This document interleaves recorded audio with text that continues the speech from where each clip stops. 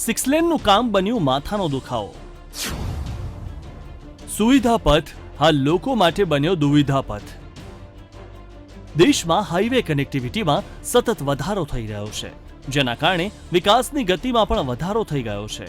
પરિવહન ઝડપી બની રહ્યું છે, પરંતુ હાલ વાત કરવી છે કે લોકો માટે ભવિષ્યમાં બનનાર સુવિધા પથ દુવિધા પથ કેવી રીતે બન્યો તે અંગે। કારણ કે ગાંધીનગરના ચિલોડાથી અરવલ્લીના શામળાજી સુધીનો 97 કિલોમીટરનો રોડ સિક્સ લેન બની રહ્યો છે। આ રોડ ગાંધીનગરથી હિંમતનગર અને શામળાજીને જોડે છે અને આ રોડ માટે 540 કરોડ રૂપિયા ફાળવાયા છે। પરંતુ છેલ્લા 5 વર્ષથી આ સિક્સ લેન રોડની કામગીરી અધૂરી છે, જેના કારણે લોકોમાં ભારે રોષ ફેલાયો છે।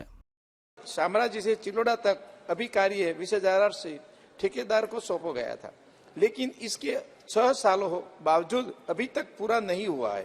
उसके बराबर उदयपुर से शामलाजी रोड का कार्य पूरा हो गया था, लेकिन अहमदाबाद रोड का कार्य 4 सालों से अधूरा है।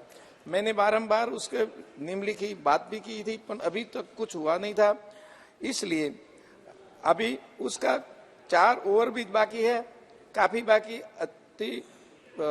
साइड रोड बाकी है, रेलवे ओवर ब्रिज बाकी है, जिसके बावजूद ठेकेदार को खिलाफ कोई कार्यवाही नहीं हो रही है। तो मेरी कृपा से आपके माध्यम से रजूआत है कि उसको ठेकेदार को कुछ शिकायत करे और उसको कड़क हाथे से काम करके मेरा जल्द से काम पूरा करे। 5 વર્ષમાં પૂરું ન થયું સિક્સ લેન હાઈવેનું કામ। સમય મર્યાદાથી વધુ 100 દિવસ થયા। 5 વર્ષમાં 5 જુદી જુદી એજન્સી બદલાઈ ગઈ, છતાં આજે આ સિક્સ લેન રોડની કામગીરી પૂર્ણ નથી થઈ। ચિલોડાથી હિંમતનગરના મોતીપુર સુધી ઠેર ઠેર બ્રિજના નિર્માણનું કામ ચાલી રહ્યું છે, પરંતુ આટલા સમય પછી પણ એક પણ બ્રિજનું નિર્માણ પૂર્ણ નથી થયું, જેથી હાઈવે નજીક આવેલા ગામડાઓ અને શહેરોના લોકોને ભારે મુશ્કેલીઓ વેઠવી પડે છે। તેમના માટે આ રોડ જાણે માથાનો દુખાવો જ બની ગયો છે।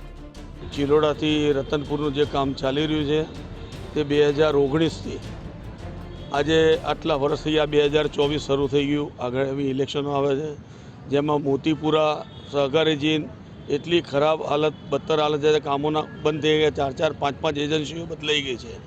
હવે આમાં એજન્સીઓ, કોન્ટ્રાક્ટરો કે સરકારી તંત્ર કે મંત્રી મિનિસ્ટરો ક્યાંય મિલી ભગતના કારણે આજે હેરાન પબ્લિક થઈ રહી છે। છેલ્લા 5-6 વર્ષથી સહકારી જીન પુલનું કામ એકદમ સ્થગિત થઈ ગયું છે। એના કારણે અમારે ટ્રાન્સપોર્ટેશનમાં અવારનવાર ટ્રાફિકનો ભોગ બનવું પડે છે। અહીંયા સહકારી જીન ઉપર હોસ્પિટલોનો બી એટલો બધો પ્રભાવ છે કે એમ્બ્યુલન્સો નીકળવા માટે બી રસ્તો નથી મળતો। અવારનવાર અમારા વેપારીઓ તરફથી અમારે જાતે જ ટ્રાફિક સમસ્યા હલ કરવી પડે છે। અવારનવાર અમે કોન્ટ્રાક્ટરો દ્વારા બી કહેવામાં આવ્યું, પણ કોન્ટ્રાક્ટરો સરકાર થ્રુ કોઈ બી બાબત આગળ જાણ કરતા નથી। લોકોને પડતી ભારે મુશ્કેલીઓને લઈને કોંગ્રેસ અને વેપારીઓ દ્વારા ચક્કાજામ કરીને પણ વિરોધ નોંધાવવામાં આવ્યો હતો, કારણ કે હિંમતનગર જીઆઈડીસીની આગળ બ્રિજ બનતો હોવાથી સાબરડેરીથી લઈને કાકરોલ સુધી ટ્રાફિક જામ સર્જાય છે। રસ્તા પર ધૂળની ડમરીઓ ઉડે છે, જેને લઈને લોકો અને વેપારીઓ ત્રાહિમામ પોકારી ગયા છે। તો હાઈવેની બાજુમાં જ હોસ્પિટલ પણ આવેલી છે, જેના કારણે અહીં ઇમરજન્સી સારવારના અનેક કેસ આવતા હોય છે, પરંતુ ટ્રાફિકના કારણે વારંવાર એમ્બ્યુલન્સ પણ ફસાઈ જવાના કેસ સામે આવે છે। વિધાનસભાના ઇલેક્શન પહેલાં અમે પોતે પણ આંદોલન કર્યું હતું, ચક્કાજામ કર્યો હતો। સ્થાનિક વેપારીઓ, સ્થાનિક રહેવાસીઓ આના કમઠાણથી થાકી ગયા છે। સહકારી જીન 4 રસ્તા હોય કે અહીંયા સિવિલ 4 રસ્તા, પોલિટેકનિક 4 રસ્તા હોય, મોતીપુરા હોય કે જીઆઈડીસી આગળનો બ્રિજ હોય, હિંમતનગરની પ્રજા સાબરડેરીથી લઈ અને કાંકરોલ સુધી અત્યારે ત્રાહિમામ પોકારી ગઈ છે। આદરણીય સાંસદે પણ ત્યાં લોકસભામાં પ્રશ્ન ઉપાડ્યો હતો, છતાં કામ ઠેરનું ઠેર છે। લોકોની મુશ્કેલીઓને જોતા સવાલ એ થાય છે કે 5 વર્ષમાં કેમ સિક્સ લેન હાઈવેનું કામ પૂર્ણ ન થયું? કેમ 5 એજન્સીઓને ફેરવવી પડી? હાઈવેના કારણે લોકોને પડતી મુશ્કેલીઓનો અંત ક્યારે આવશે?